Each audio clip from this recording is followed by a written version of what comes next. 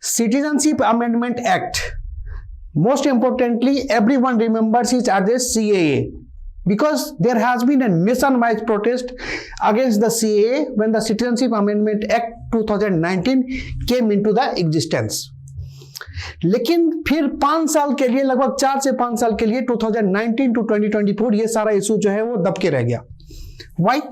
Because there has not been the rules which was framed for the Citizenship Amendment Act. और अब जाके Citizenship Amendment Act के लिए rules बना दिया गया है. राइट क्या है ये सारा issue?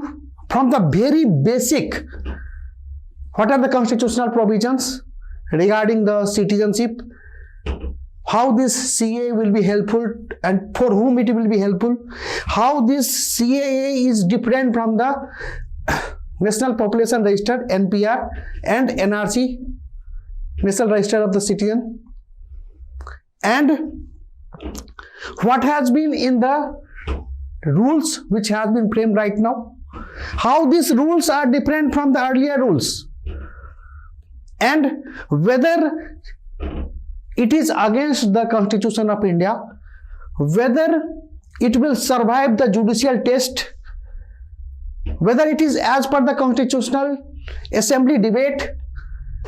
Right, everything we are going to discuss in this video. So let's stay tuned.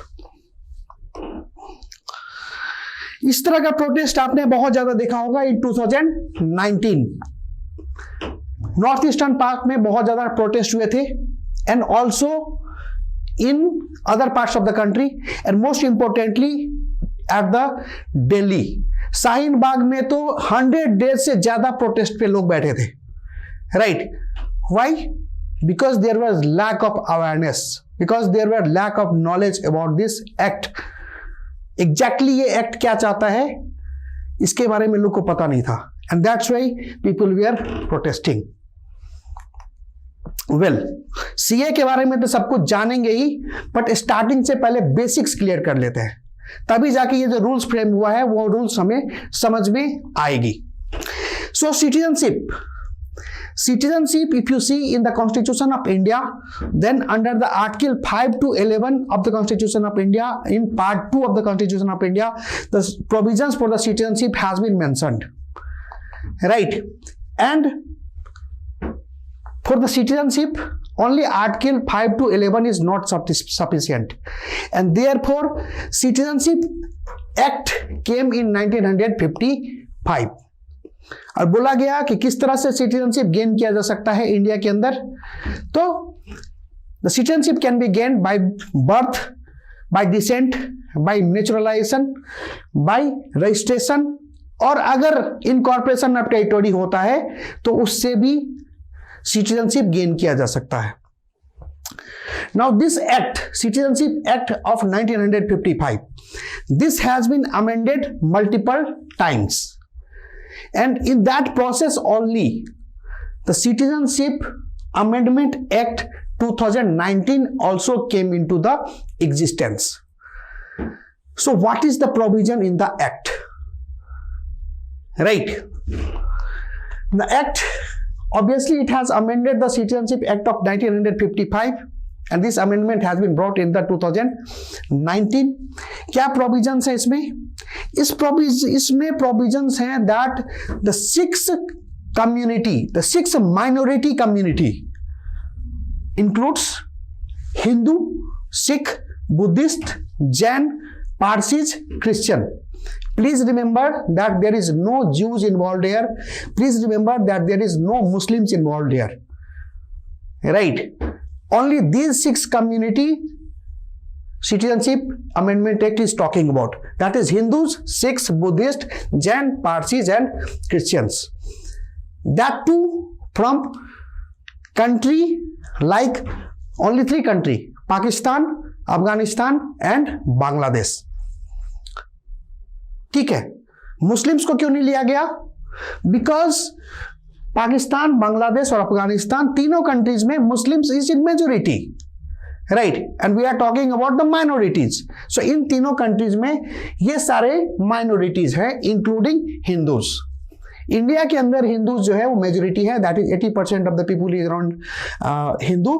But the thing is in Pakistan, Bangladesh and Afghanistan they are in minority, right.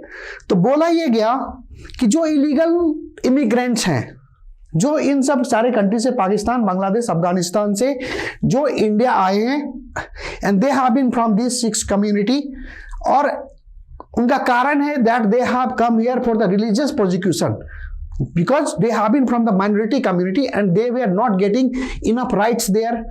They have been exploited, right? So therefore they have fled from their own country and they are now residing in India, right? So they will be given citizenship in this, through this act. अब question ये उठता है कि क्या इस तरह से पहले सिटीजनशिप देते थे? Yes, citizenship used to be given earlier also through these methods, through the method of registration and the naturalization, right? लेकिन उस टाइम पे टाइम लगता था, मिनिमम 11 years टाइम होता था कि 11 years तक उन सारे लोगों को जो भाग के आए हैं, इन सब लोगों को इंडिया के अंदर रहना पड़ेगा. देन इनको इंडियन सिटीजनशिप के लिए फाइल करना पड़ेगा, तो 1 साल का प्रोसेस उसमें लग जाएगा, तो लगभग 12 साल लगता था. अब ये सिटीजनशिप अमेंडमेंट एक्ट आने से क्या हो जाएगा? Now that 12 years will be reduced to only 6 years, because earlier the demand was that only if a person has been residing in India for 11 years, it can seek the citizenship, it can apply for the citizenship. But now it has been reduced to 5 years, और 1 year आप मान के चलो कि वो process में time लग जाता है, ठीक है, प्रोसेस में प्लस 1 साल वो रहना भी पड़ता है. So that for that matter you can say that 6 years लगता है. तो सिंपली आप समझो कि जो 11 साल में पहले चीज हो रही थी वो अब 5 साल में हो रही है. इतना ही चेंज है, right. Now then you will also feel कि ऐसे कैसे, how the government is giving citizenship to so many people? Because what we had seen, we had also seen that there has been Bangladesh war of liberation between India and Pakistan, and at that point of time from the Bangladesh region several people fled to northeastern regions, right? And they were in lakhs. तो क्या उन सबको citizenship मिल जाएगा? अगर सबको citizenship मिल जाएगा तो ये तो नॉर्थ ईस्टर्न रीजन है, यहाँ पे तो ट्राइबल पॉपुलेशन ज्यादा रहते हैं, so they will become minority there, right? So government has already thought about this and government has put an exemption under the Citizenship Amendment Act. According to this exemption, under the Autonomous Council in the 6th scheduled area, the Citizenship Amendment Act will not be applicable. तो जितने भी 6th scheduled area मतलब 4 states, Assam, Meghalaya, Tripura, Mizoram, Assam, Meghalaya, Tripura, Mizoram. So these 4 states में जो autonomous councils वगैरह हैं, जहां पे जो 6th शेड्यूल एरिया का पार्ट है, वहां पर सिटीजनशिप अमेंडमेंट एक्ट नहीं लगेगा. सो यहां पे जो है इन ट्राइबल एरियाज में इनके पॉपुलेशन को कोई खतरा नहीं है, इनका proportion of the population will not change. Now another thing is that in several states inner line permit is also applicable. inner line permit होता है कि अगर किसी उस स्टेट के बाहर के लोग को उस स्टेट में विजिट करना है तो एक परमिट लेना पड़ेगा. So that is inner line permit. Right now this inner line permit is there for the Arunachal Pradesh, Nagaland, Manipur and Mizoram, right. तो जहां जहां पे भी इनर लाइन परमिट लेना पड़ता है वहां पर भी सिटीजनशिप अमेंडमेंट एक्ट नहीं लगेगा. So government has already thought about कि जो इलीगल माइग्रेंट्स हैं वो ट्राइबल एरियाज में और दिस जो वेरी स्पेसिफिक रीजन्स हैं इन सब सारे एरियाज में जाके नहीं बस जाए, right. So this has already been taken care of. एक जो बहुत ज्यादा कंफ्यूजन रहता है लोगों को, that is regarding the differences between national register of citizens, NRC, national population register and Citizenship Amendment Act CAA. Right. So let's understand this. It is very, very easy. Actually, it's written inside the name itself. Right. If you read National Register of Citizen, what does it talk about? It talk about citizen.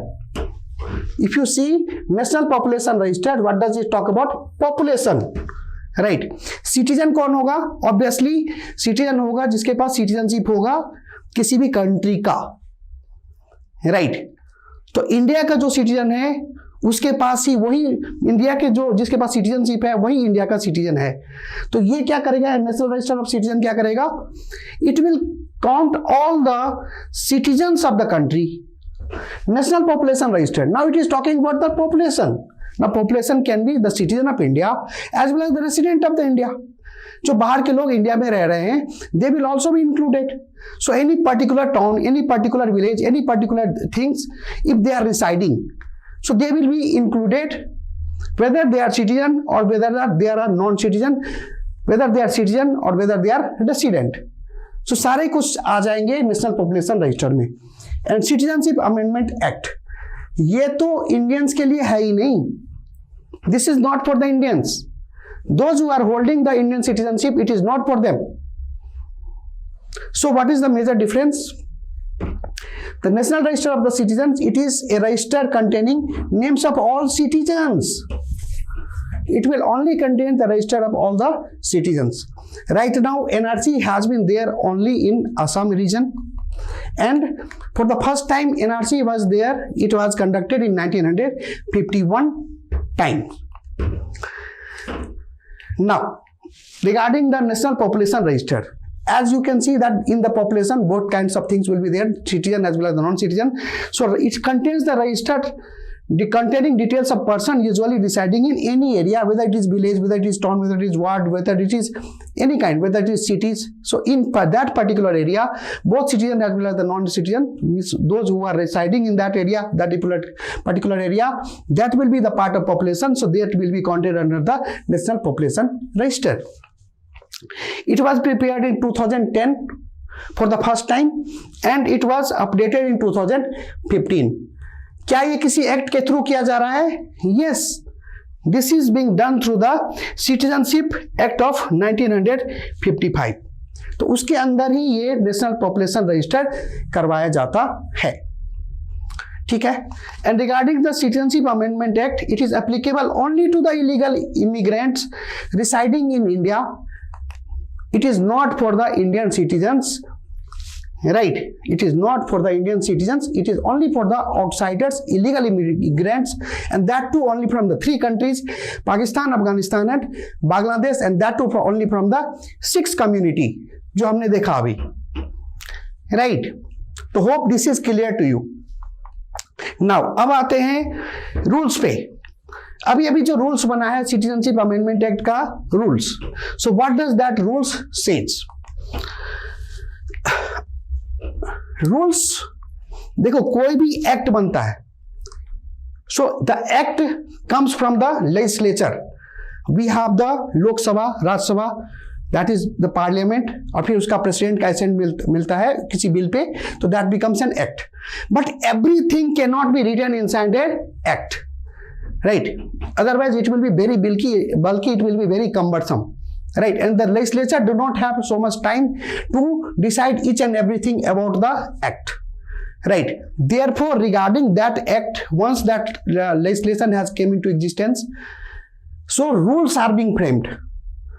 And now the Citizenship Amendment Act, which came into the existence in 2019 itself, now the rules has been framed, right? And without rules, act cannot function. Therefore, 4 to 5 years from the 2019 to 2024, without the proper rules, the Citizenship Amendment Act could not be implemented. Right? That was the main reason. तो अगर किसी को कोई illegal immigrant रह रहा है from the Pakistan, Afghanistan, Bangladesh, और उसको चाहिए सिटीजनशिप, तो what is the process which they have to follow?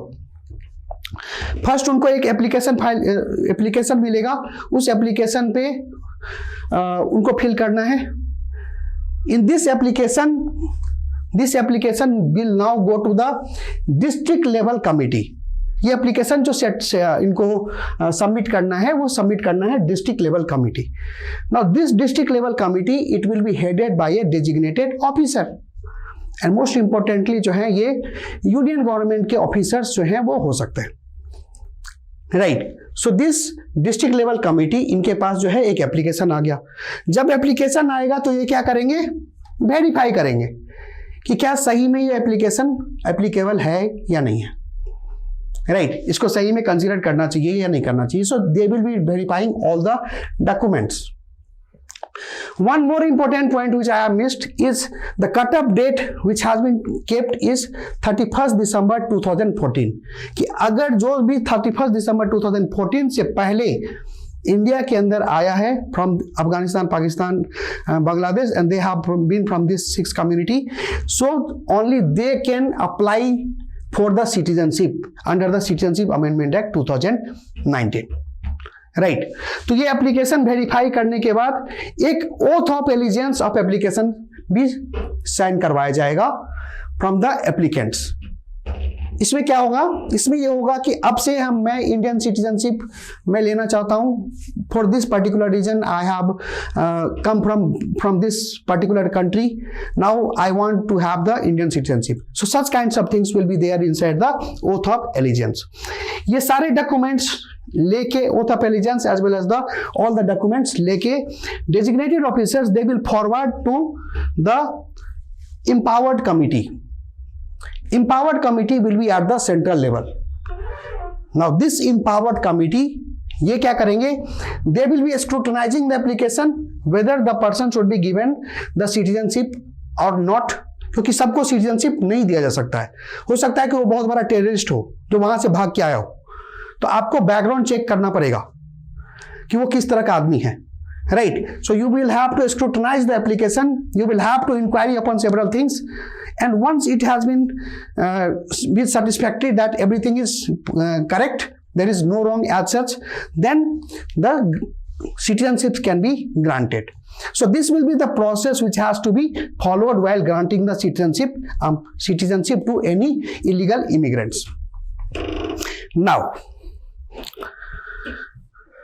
देखो, कोई भी आदमी पाकिस्तान, अफगानिस्तान, बांग्लादेश से भाग के आया है, right? They are illegal immigrants because of the religious persecution. They have fled away from that country. तो उसके पास वो उस कंट्री का सिटीजन था कभी एक टाइम पे, इसका कुछ तो प्रूफ होना चाहिए, है ना। नहीं तो कैसे आप जज करोगे कि ये पाकिस्तान, अफगानिस्तान, बांग्लादेश से आ रहा है, क्योंकि हम लोग 3 ही कंट्री को दे रहे हैं ना सिटीजनशिप। तो इसके लिए गवर्नमेंट ने नोटिफाई किया है रूल्स के अंदर कि this will be the 9 kinds of documents which will be required, जो प्रूव करेगा कि वो पर्सन जो है पाकिस्तान, अफगानिस्तान, बांग्लादेश से आया है, राइट। डॉक्यूमेंट्स लाइक अगर उसके पास पासपोर्ट हो किसी भी कंट्री का, या वो रजिस्ट्रेशन सर्टिफिकेट हो, रेसिडेंशियल परमिट हो, या फिर बर्थ सर्टिफिकेट हो, या फिर school certificate. Even it has been made so liberal कि अब स्कूल सर्टिफिकेट भी चलेगा, एजुकेशनल सर्टिफिकेट भी चलेगा। अगर कोई आदमी किसी भी पर्टिकुलर स्कूल से पढ़ा है इन पाकिस्तान, अफगानिस्तान एंड बांग्लादेश, तो वो सर्टिफिकेट भी चल जाएगा। आइडेंटिटी डॉक्यूमेंट, किसी भी तरह का आइडेंटिटी डॉक्यूमेंट अगर उसको इशू किया गया है उस पर्टिकुलर कंट्री में, that will also work. Any kind of licence, driving licence या अदर फॉर्म ऑफ लाइसेंस, तो वो सब सारा कुछ चल जाएगा। लैंड और टेनेंसी रिकॉर्ड, अगर उनके पास कोई लैंड था या वो उन्होंने कोई लैंड लीज करके रखी थी, उसका भी कोई रिकॉर्ड है तो वो भी चल जाएगा। Any document that shows that either of the parents और द ग्रैंड पेरेंट्स और the great grandparents have of the application has been this, तो not only that person, उनके कोई पेरेंट्स हो, ग्रैंड पेरेंट्स हो, ग्रेट ग्रैंड पेरेंट्स तक को भी अगर उनका कोई डॉक्यूमेंट का प्रूफ है तो वो भी चल जाएगा। And any other document issued by the government authority और एनी अदर थिंग्स। सो इसके अलावा भी कोई और अदर डॉक्यूमेंट्स भी अगर प्रोड्यूस कर सकते हैं तो भी चल जाएगा। तो आप देख सकते हो कि बहुत ही लिबरल हो गया है अब, right. There is no rigidity कि only this thing is required. तो ये तो डॉक्यूमेंट हो गया प्रूव करने के लिए कि ये फ्रॉम द वो सिटीजन थे फ्रॉम द पाकिस्तान, अफगानिस्तान और बांग्लादेश, राइट।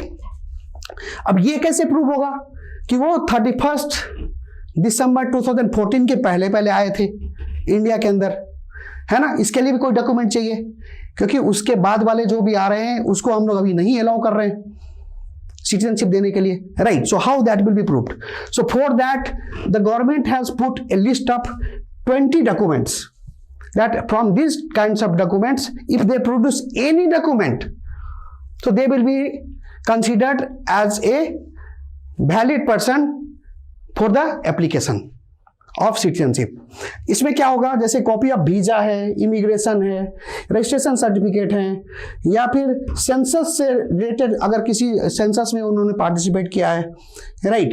ड्राइविंग लाइसेंस हो, आधार कार्ड कहीं पे बना हो, राशन कार्ड बना हो इंडिया के अंदर, या फिर कि any letter issued by the government और द ऑफिशियल्स, स्टाम्प वगैरह, बर्थ सर्टिफिकेट हो, लैंड टेनेंसी रिकॉर्ड्स हो, पैन कार्ड अगर इशू हो उनके पास, या एनी अदर डॉक्यूमेंट जो सेंट्रल गवर्नमेंट या स्टेट गवर्नमेंट ने इशू किया हो, या फिर certificate issued by the elected members, या any of this, if they have either they have electricity bill, court और ट्रिब्यूनल से रिलेटेड कुछ भी डॉक्यूमेंट हो, स्कूल लिविंग सर्टिफिकेट वगैरह हो, एकेडमिक सर्टिफिकेट वगैरह हो, मैरिज सर्टिफिकेट वगैरह हो, तो ये 20 डॉक्यूमेंट्स में से if they have any document they will be eligible to become the citizen of India, right. They will be considered, actually they will be considered.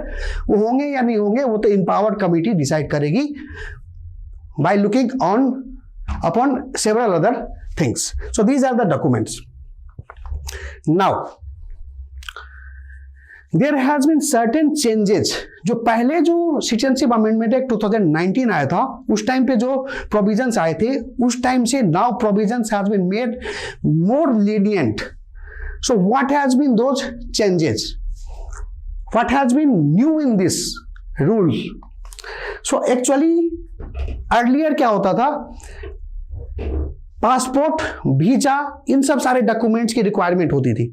Now A religiously prosecuted person, वो हो सकता है कि देश से भागने टाइम पे passport लेके नहीं चला हो, किसी भी तरह से इंडिया पहुंच गया हो, right.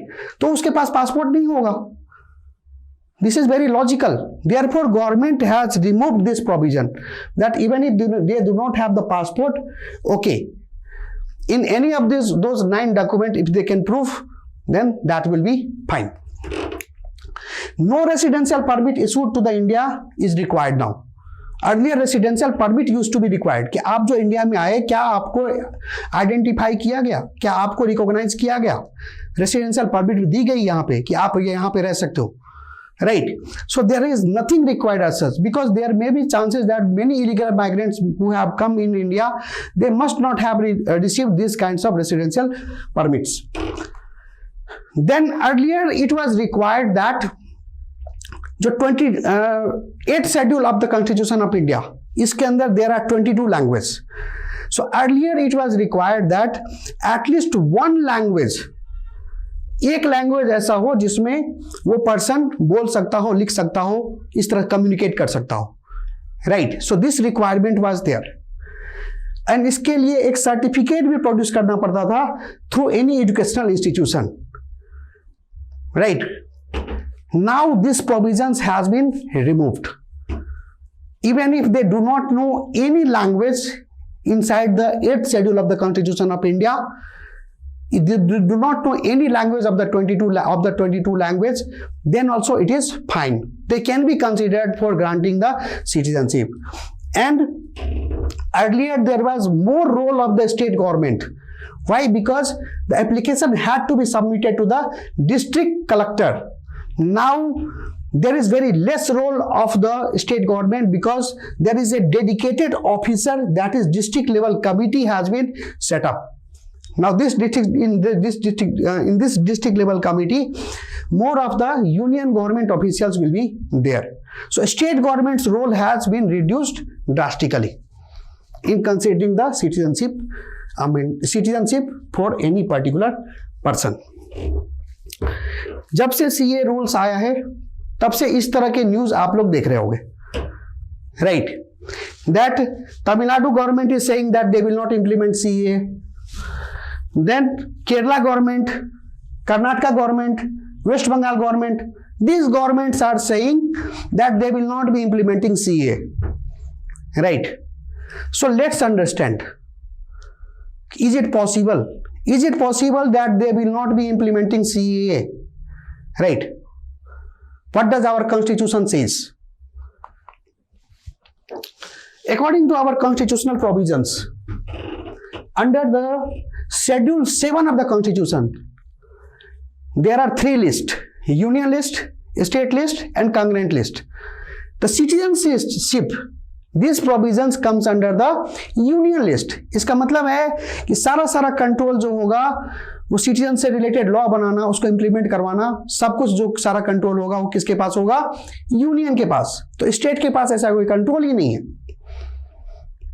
Now another constitutional provisions, article 256 of the constitution. ये जितने भी सीएम एंड जितने भी पॉलिटिकल पार्टी जो लोग जो बोल रहे हैं, they should read this article 256 of the Indian constitution. What does this say? It says that the obligation of the states and the union, ये बोलेगा कि this is the executive power of the state that they will have to comply by the rules laws frame by the parliament. तो parliament ने बनाया है citizenship amendment act, तो क्या states को ये मानना पड़ेगा? हाँ, मानना पड़ेगा। And for that, the state executives can give direction to the, union executives can give direction to the state executives that you will have to follow these kinds of provisions, this law of the parliament. Right? Article 256 says that. अगर नहीं मानते हैं तो article 256 में लिखा है, चलो नहीं माना, what will be there in that case? So in that case, Article 365 will come into the existence. Article 365 says that the effect of failure to comply with or to give effect to direction given by the union. अगर direct जो union government ने जो direct दिया किया है state government को, अगर वो चीज स्टेट गवर्नमेंट नहीं मानती है, in that case what will be there? Article 365 will be implemented and it shall be said that it shall be lawful for the president to hold that the situation arises in which the government of the state cannot be carried on in accordance with the provision of the constitution. Means constitutional machinery has failed in the state. That will be assumed. If the central executive direction is not being followed by the state executives, then it will be assumed that the constitutional machinery has been failed in the state. And what happens if the constitutional machinery fails in the state? Article 356 come into the existence. And Article 356 says that in that case, precedent rule can be applied. And in this case, अगर इस तरह का case होता है, अगर states बोलेगी कि वो सीए नहीं इंप्लीमेंट करेंगे, तो फिर प्रेसिडेंट रूल तक लगाया जा सकता है, इस हद तक मैटर जा सकती है। सो states do not have any role in this. States will have to implement CA no matter what. Right? Now let's see. Let's come to the judicial part. क्या होगा ऐसा कि हो सकता है कि बहुत लोग ऐसा भी सोच रहे हो कि जुडिशियरी में हम कंप्लेंट कर देंगे, जुडिशियरी में केस फाइल कर देंगे, and from the judiciary we will win the case and from there we will not be implementing the CA. Let's see what the supreme court has to say in this regard. क्योंकि ये किस basis पे बोला जा रहा है? Article 14 के basis पे बोला जा रहा है। Article 14 talks about right to equality, means there should be equal treatment for everyone.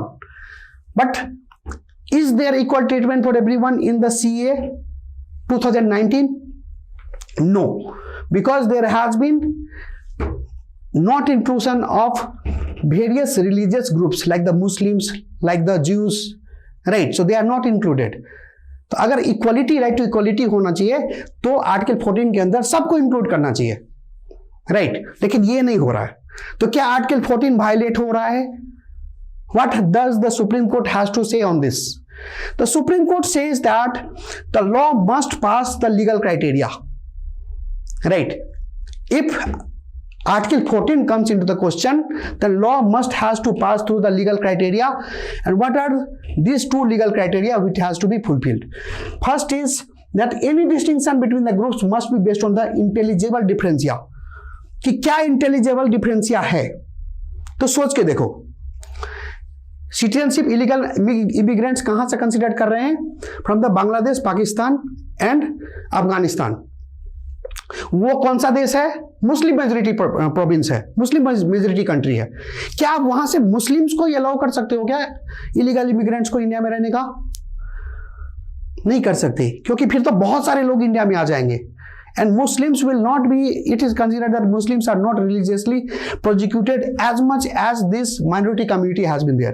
So there is a intelligible difference is there, that on the basis of religion, this kinds of distinction has been made inside the Citizenship Amendment Act.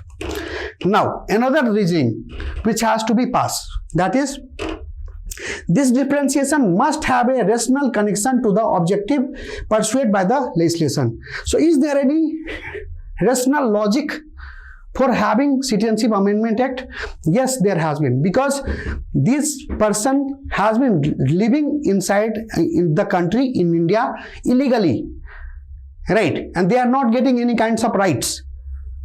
So what government of India is doing? They are just trying to provide some kinds of rights. They are going to provide citizenship to them so that they will be getting rights, for example, fundamental rights, constitutional rights, legal rights. So these kinds of rights they will be enjoying, right? So both these conditions satisfy in case of Citizenship Amendment Act. So most probably, even if the case goes to the Supreme Court of India regarding the constitutional validity of the Citizenship Amendment Act and its rules, it will pass the test, it will pass the constitutionality, right? Another thing, similar kinds of debates was held when the Constituent Assembly was functioning, means जिस time पे India का constitution लिखा जा रहा था at that point of time, and it was highlighted at that point of time that देखो Muslims की अगर बात करोगे तो Muslims has around 50 countries in the world, right? Anywhere they can go. But Hindus की अगर बात करोगे तो there are only few countries where Hindus are there in the majority. India में अगर आप लोगे तो इंडिया में 80% जो हैं वो हिंदूज हैं। नेपाल में अगर आप देखोगे तो काफी सारे हिंदूज हैं। But beside these two countries you will not find another country जहां पे बहुत सारे हिंदूज जो हैं वो रहते हैं, right? Similar is the situation with the Sikhs. There is not a single country on the earth which is only for the Sikh, right? तो इसी हिंदू और सिख को हाईलाइट करते हुए this things has been said by the PS Deshmukh. He was a Congress member from the central province and the Berar, right? इन्होंने बोला कि Hindus और सिख को तो आपको ऑटोमेटिकली सिटीजनशिप दे देना चाहिए, क्योंकि इनके पास कोई दूसरा कंट्री जाने के लिए है ही नहीं, राइट? तो इस लॉजिक में अगर आप देखोगे तो इस लॉजिक से सपोर्ट होता है that the religiously prosecuted person from the who has been in the minority in Afghanistan, Bangladesh and Pakistan, so who has been fled from their country and is residing inside the India, so they should be given the citizenship, right? तो what are the way forward?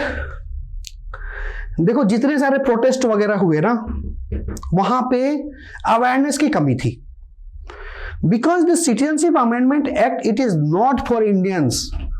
तो अगर जो चीज Indians के लिए है ही नहीं, वो इंडिया का सिटीजनशिप छीन लेगा, ऐसा तो बात ही नहीं है ना। So there is nothing such, it is not for the Indians. So जो प्रोटेस्ट सबका कोई मतलब नहीं था, there was lack of awareness, right? So that is the problem. Another thing is the religiously persecuted person. Being India being a country where there has been assimilative culture, we have been supporting several types of culture, we have been supporting several kinds of the people, we have been tolerant towards them. So even if the religiously persecuted person are there from the Afghanistan, Pakistan, Bangladesh, so they should be protected if they are coming to India. So therefore giving them Indian citizenship is not that too much, right? Plus you should have the empathy with the illegal immigrants कि उनका किस तरह से वो life जीते हैं। Every single day they will have to struggle without rights, without constitutional rights, without fundamental rights, without legal rights, right? So it is high time, अगर कोई 5 साल से ज्यादा इस तरह से रह चुका है तो उसको आप सिटीजनशिप प्रोवाइड कर दीजिए, क्योंकि 11 साल वाला प्रोविजंस ऑलरेडी है। 11 साल के बाद वो ऑलरेडी एप्लीकेबल हो जाएगा अर्लियर प्रोविजन से भी, तो उसको बस 11 साल से कम करके 5 साल कर दिया जा रहा है। So there is nothing wrong in that, right? So hope you have understood each and everything regarding the Citizenship Amendment Act and regarding the Citizenship Amendment Act rules which has recently came, and hopefully it will be implemented, right, for the protection of humanity across the world, and most importantly those religiously persecuted person from the Afghanistan, Pakistan and Bangladesh who fled to India. Thank you so much.